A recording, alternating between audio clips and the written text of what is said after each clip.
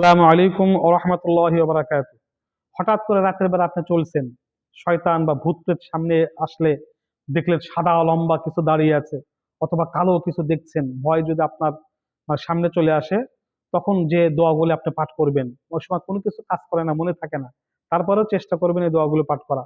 আয়াতুল কুরসি পাঠ করবেন, সূরা ফালাক, সূরা নাস, সূরা ইখলাস জোরে জোরে পাঠ করবেন। প্রয়োজনে আজান দিবেন, জোরে আজান দিতে থাকবেন। শয়তান, ভূত, জিন, মানব, দানব যত আছে সব পালিয়ে যাবে। হ্যাঁ, এবং সাথে এই দোয়াটি পাঠ করবেন, লা ইলাহা ইল্লাল্লাহ ওয়াহদাহু লা শারীকা লাহু লাহুল মুলক ওয়া লাহুল হামদ ওয়া হুয়া আলা কুল্লি শাইইন কাদির। শয়তান যদি পথ ভুলায় দেয়, অথবা দেখেন শয়তান সামনে আগুনের দলা নিয়ে খাড়িয়ে আছে, বা আগুন, শুধু আগুন দেখতে পাচ্ছেন, তখন পাঠ করবেন আল্লাহু আকবার। আল্লাহু আকবার জোরে জোরে পাঠ করবেন। অথবা বিসমিল্লাহিল্লাযী লা ইয়াদুররু মা ইসমিহি শাইউন ফিল আরদি ওয়ালা ফিস সামাই ওয়াস সামিউল আলিম, এই দোয়াটি পাঠ করবেন। হ্যাঁ, অথবা সুবহানাল্লাহিল আযীম, এটাও পাঠ করবেন। বিপদে পড়ে গেলে, সামনে কিছু পড়ে গেলে পাঠ করবেন সুবহানাল্লাহিল আযীম।